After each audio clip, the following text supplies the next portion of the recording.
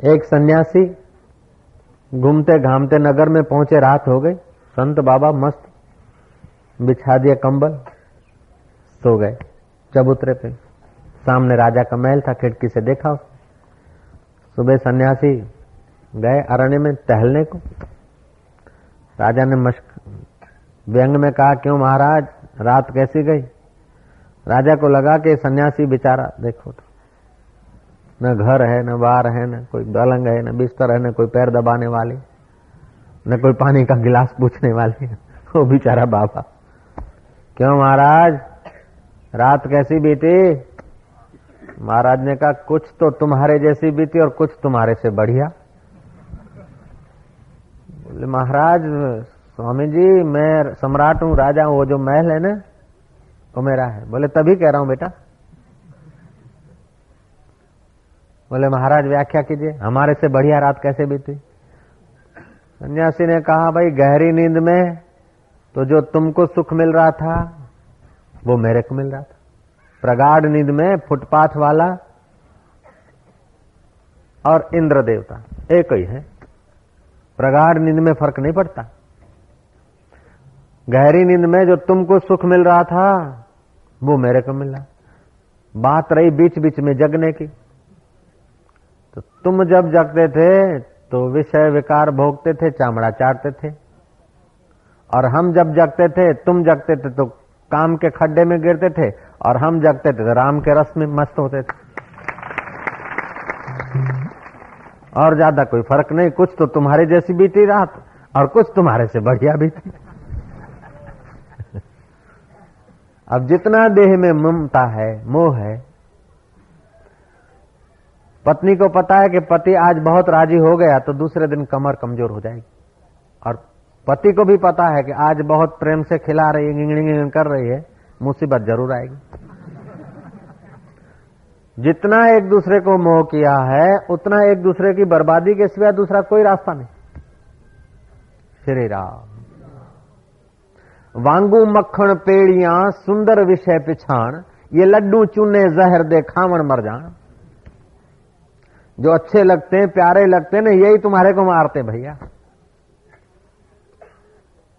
जो रूप, जो रस, जो गंध, जो शब्द, जो स्पर्श अच्छा लगता है ना, वही अपने को बर्बाद करता है, वही अपना चिंतन खींच लेता है।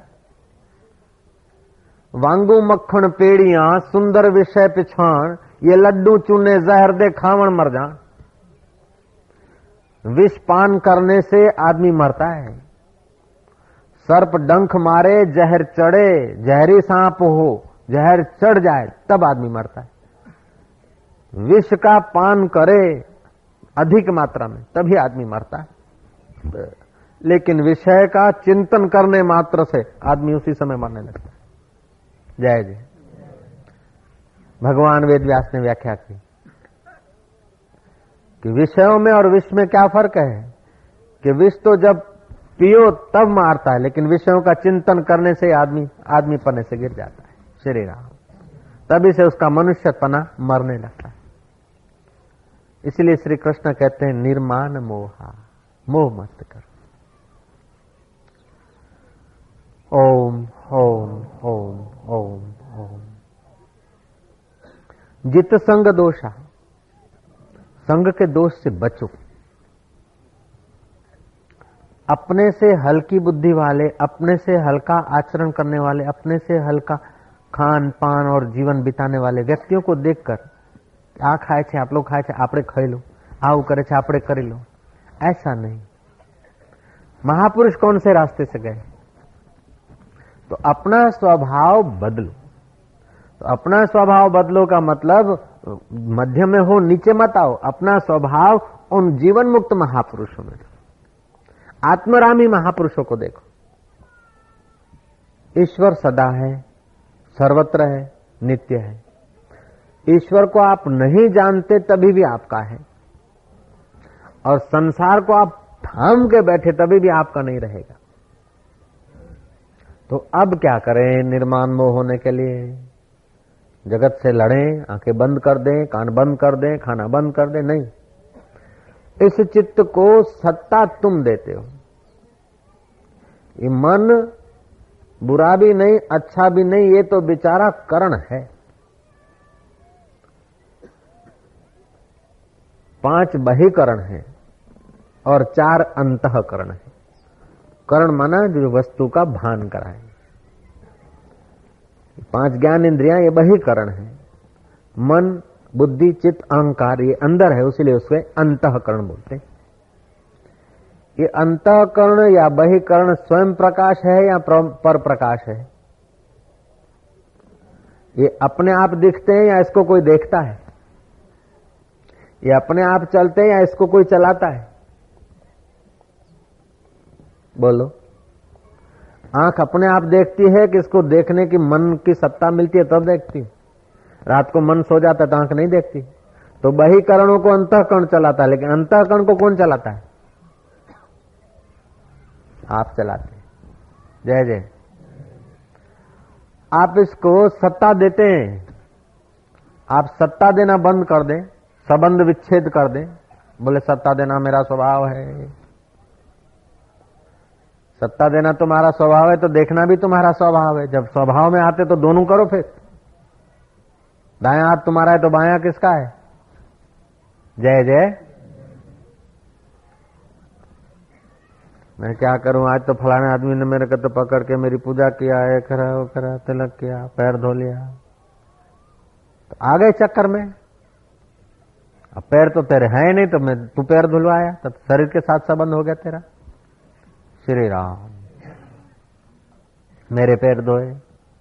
अब ब्रह्म के कभी पैर होते हैं? ओ, पैर धो के याद दिलाते कि तुम शरीर हो।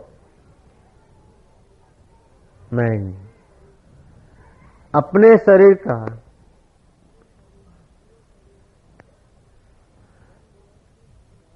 संबंध करणों के द्वारा है और करणों का संबंध अंतःकरण के द्वारा है और अंतःकरण का संबंध आपके द्वारा है।